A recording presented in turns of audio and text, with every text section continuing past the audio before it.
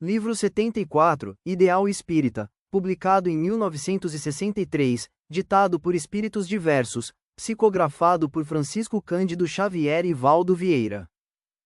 O instrumento, de Sheila. Onde estiveres, agradece ao Senhor o instrumento da purificação. Ninguém vive sem ele. Aqui, é o esposo de trato difícil. Além, é a companheira de presença desagradável. Acolá, é o filho rebelde. Mais além, é a filha inconsequente. Hoje, é o amigo que se confiou à incompreensão. Amanhã, será o chefe áspero. Depois, será o subalterno distraído. Agora, é o companheiro que desertou. Mais tarde, será o adversário, compelindo-te à aflição. Silencia, aproveita e segue adiante. A pedra recebe do martelo que a estilhaça, a dignidade com que se faz útil a construção.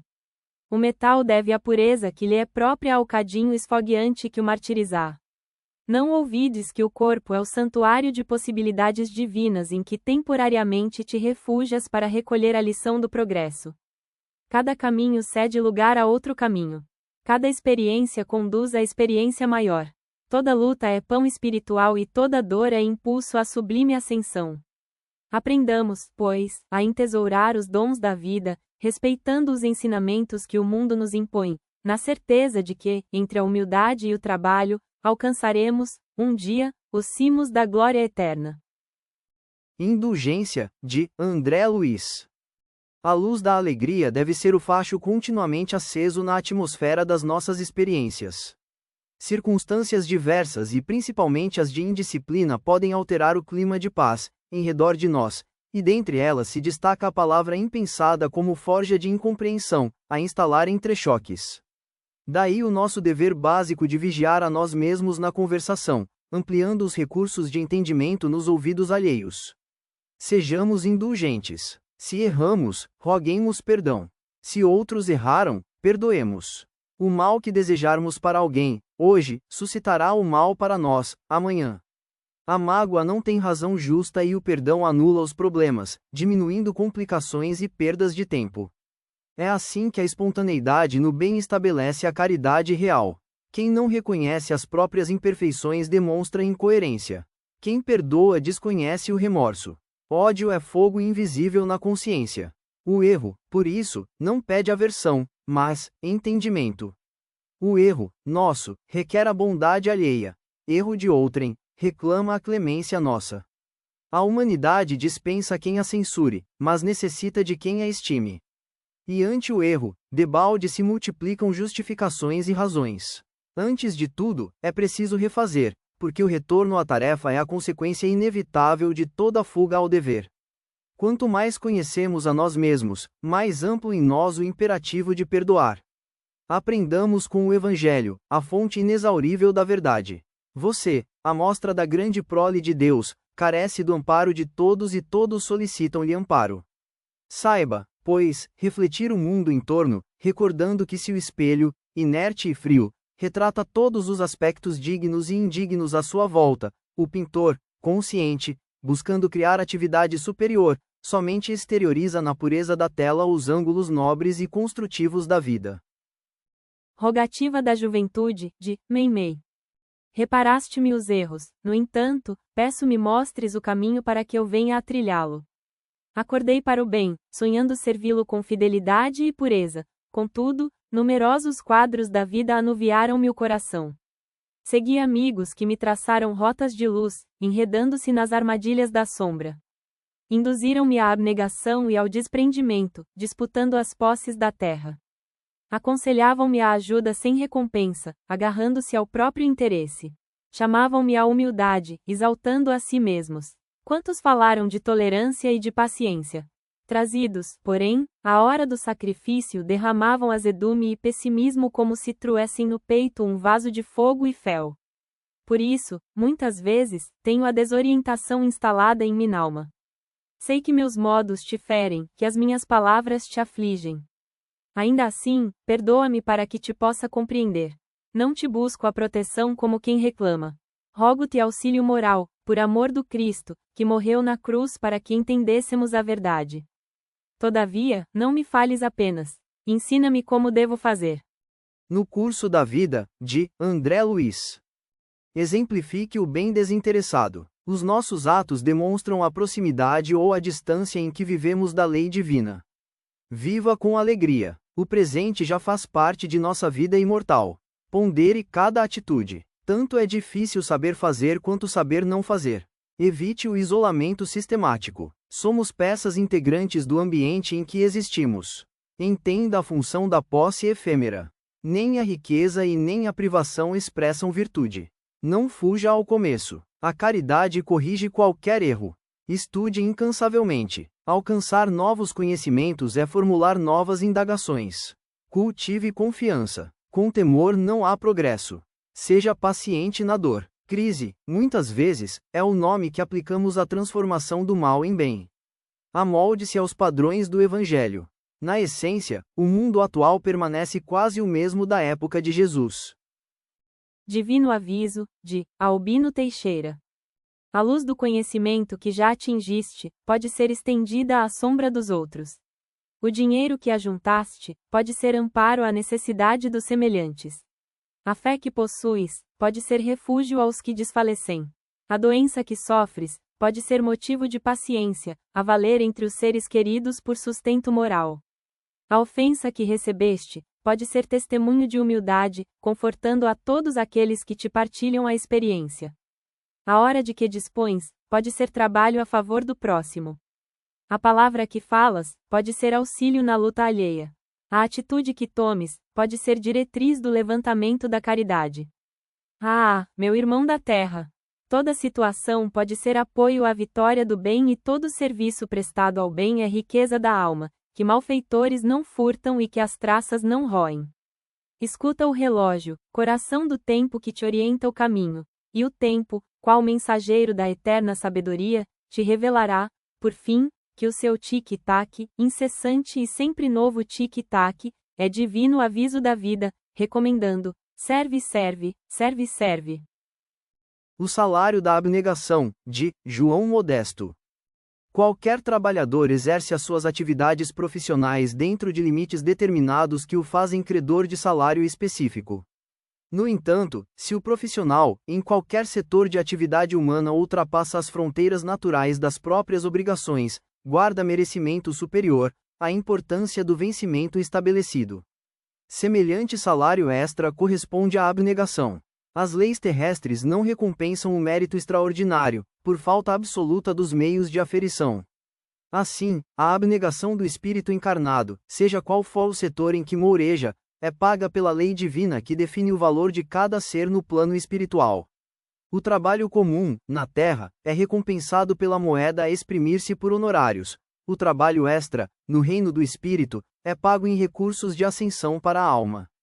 O trabalho ordinário conduz o servidor ao domínio horizontal do meio em que vive. O trabalho extraordinário eleva-o, em sentido vertical, às esferas superiores. Exemplificando, vemos o professor que apenas procura cumprir determinado plano de aulas, dedicando-se exclusivamente ao mister que lhe é próprio, dentro do limite mínimo de esforço e tempo, a receber a paga integral do serviço nos honorários que percebe.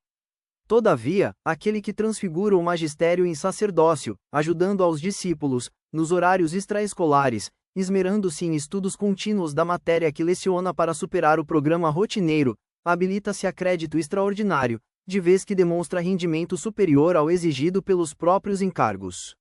Semelhante educador receberá naturalmente o salário maior a que fez jus pela abnegação que revelou. Quem pagará, entre os homens, o devotamento do coração feminino que se decide a recolher no próprio regaço os filhinhos alheios? Qual instituto humano remunerará o desvelo da criatura generosa que apoia com desinteresse e carinho os companheiros em sofrimento? Eis porque, contrapondo-se à orientação do esforço mínimo, a abnegação é sempre o esforço máximo, somente compensável pelos cofres da bondade divina. Cumpre as obrigações que te cabem e granjearás vencimento justo na terra. Fez mais que o dever, pelo bem de todos, e, conforme as lições de Jesus, amontoarás tesouros nos céus. Calma, de André Luiz. Se você está no ponto de estourar mentalmente, silencie alguns instantes para pensar. Se o motivo é moléstia no próprio corpo, a intranquilidade traz o pior. Se a razão é enfermidade em pessoa querida, o seu desajuste é fator agravante. Se você sofreu prejuízos materiais, a reclamação é bomba atrasada, lançando caso novo. Se perdeu alguma afeição, a queixa tornará você uma pessoa menos simpática, junto de outros amigos. Se deixou alguma oportunidade valiosa para trás, a inquietação é desperdício de tempo. Se contrariedades apareceram, o ato de esbravejar afastará de você o concurso espontâneo. Se você praticou um erro, o desespero é porta aberta a faltas maiores. Se você não atingiu o que desejava, a impaciência fará mais larga a distância entre você e o objetivo a alcançar. Seja qual for a dificuldade, conserve a calma, trabalhando, porque, em todo problema, a serenidade é o teto da alma, pedindo o serviço por solução. O fio esquecido, de Valério. Fio esquecido, fio pobre. Encarcerado na parede, aparentemente perdido na sombra, injuriado, muitas vezes, por insetos itinerantes. Fio colado e que ninguém vê na estrutura de alvenaria. Se pudesse falar, talvez dissesse: nada valho, não presto, nada sou. Entretanto, permanecendo no lugar que lhe é próprio, firme e disciplinado, é o condutor da força elétrica. Embora não saiba, é o mensageiro da energia que assegura o conforto e o portador da claridade que mantém o serviço. Ainda que você se reconheça humilde, criatura apagada ou aparentemente sem valor, lembre-se do fio pobre, encarcerado na parede. Permaneça em seu lugar, ajudando e servindo, de pensamento ligado constantemente à usina do eterno bem, e mesmo que você não veja, não ouça, não conheça e não sinta a alegria e a segurança que espalha, Deus sabe a importância da sua tarefa de amor e luz. Obediência, de Emanuel. Almejas realizar, influenciar, servir. Afirmas-te, porém, sob constrições e dificuldades de toda sorte. Observa, no entanto, o trem da vida em que viajas. Carro que transporta, poltrona que guarda, prato que serve o fruto que alimenta, não surgiram sem começo. E todas essas utilidades, em se formando, para se mostrarem proveitosas, obedecem e obedeceram, na construção, na ordem, no tipo, na estrutura. Se algo esperas edificar, não te afastes das exigências do início. E, depois do primeiro passo, se aspiras à vitória no objetivo, segue, dia a dia, no trato da obediência. Na romagem da vida, de André Luiz. O homem, muita vez, na romagem da vida humana é abordado por sucessos que lhe trazem o bem na forma de males e que, por isso mesmo, quase sempre não são imediatamente compreendidos. A morte súbita do ente amado, a incompreensão do amigo, a calúnia planejada, a deserção do companheiro, a visita da enfermidade. Entretanto, a justiça divina tudo provê, no momento oportuno, e ele acaba encontrando a felicidade onde lhe parecia existir tão somente o infortúnio.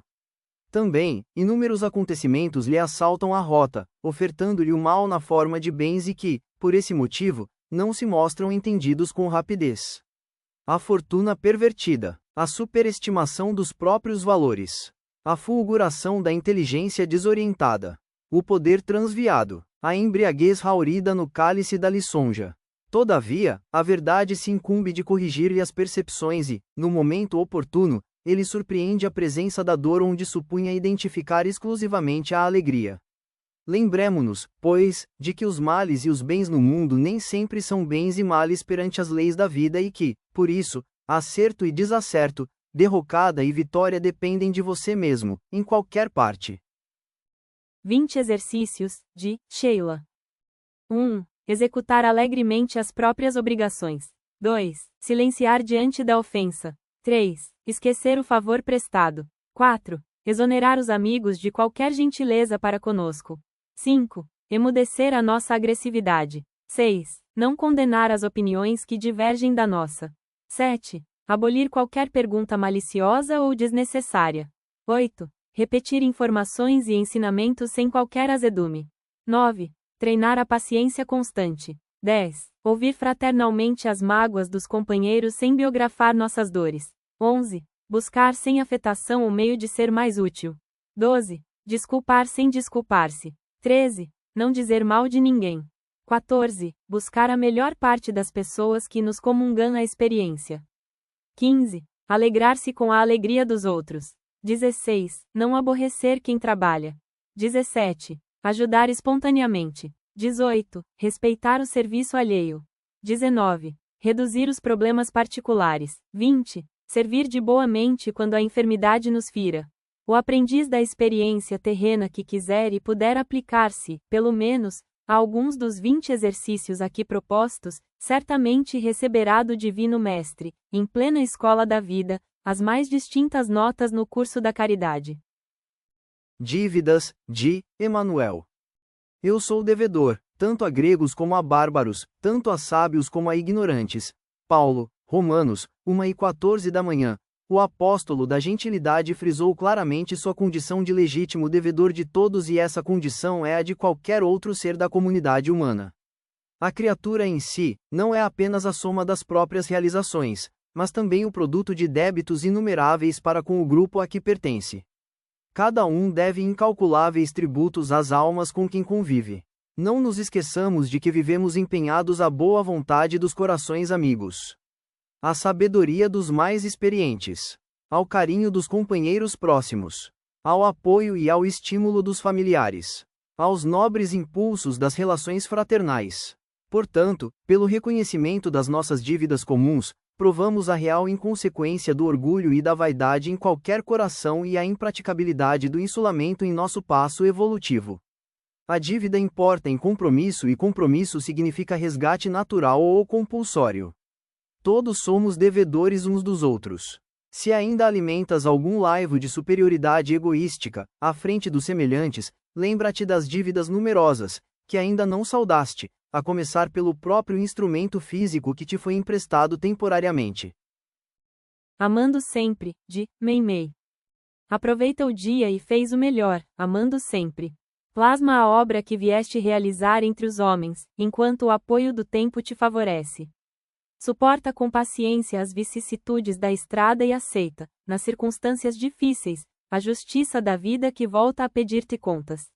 Na tarefa mais obscura, apõe o selo da bondade, e, na conversação mais simples, modela a palavra luminosa do entendimento. Abraça em cada pessoa que te cruze o caminho, alguém que te leve mais longe a mensagem de auxílio, e, em cada página, por mais pequenina, que te registre o pensamento, grava o amor puro que te verte do ser. Observa o relógio impassível. Minuto marcado é valor que não torna. Terás, sim, outros minutos, mas em novo dia, em novo problema, em nova situação e em nova paisagem. Toda criatura terrestre, embora não perceba, vive a despedir-se do mundo, pouco a pouco, despachando, cada dia, com os próprios atos, a bagagem que encontrará na estação de destino. Use, desse modo, as forças que Deus te empresta, na construção do bem, porque, amanhã, quando a morte chegar, compreenderás, por fim, que tudo quanto fizeste aos outros a ti mesmo fizeste. Preceitos de toda hora, de André Luiz. Caminhe com firmeza. Quem se acomoda com a precipitação tropeça a cada instante. Examine a você mesmo. Na vigilância constante, educará você os próprios impulsos. Higienize a própria mente, trabalhando no bem sem desânimo. O cérebro preguiçoso acumula resíduos indesejáveis. Escute seu irmão sem reproches. A caridade real começa na atenção generosa e amiga. Aperfeiçoe o procedimento. Hoje melhorado é amanhã mais feliz. Ampare o coração combalido. Ninguém pode prever a saúde próxima do próprio coração. Faça luz com a sua palavra. Se hoje pode você orientar, é possível que amanhã esteja você rogando conselhos. Sofra com paciência e serenidade. No braseiro da revolta, ninguém consegue aproveitar a dor. Melhore o vocabulário. Há palavras que, excessivamente repetidas, perdem a significação que lhes é própria. Cultive a simplicidade. Embora não pareça, o universo é imponente conjunto de leis claras e coisas simples. Sirva sempre. O tédio é o salário de quem vive reclamando o serviço dos outros. Improvise o bem onde você estiver. A sombra do mal é assim como o detrito que invade tudo, quando a limpeza está ausente. Sonhos vivos, de Albino Teixeira. A semente no celeiro é sonho vivo, transportada, à lavoura, transforma-se em árvore que produz. Sem isso murchária no silêncio. O minério no solo é sonho vivo, conduzido à atividade é matéria-prima. Sem isso, por tempo indeterminado, estaria na condição de mero calhau. O plano de uma construção é sonho vivo, concretizado, porém, é obra de utilidade inapreciável. Sem isso seria mera figuração entregue à poeira. A escola de pé é um sonho vivo, movimentada pelos obreiros da instrução é oficina de luz. Sem isso não passaria de promessa distante. O livro na cabeça do escritor é sonho vivo, carregado ao campo das letras é usina de sugestões. Sem isso desapareceria por visão mental entrevista de longe. A convicção espírita é também sonho vivo, mas trazida à realidade prática é tarefa para a edificação do mundo melhor. Sem isso não passará de clarão escondido. É por essa razão que todos podemos crer e aprender, discutir e apregoar, consolar e sermos consolados. Entretanto, no terreno da verdadeira ascensão do espírito nada conseguiremos sem trabalhar.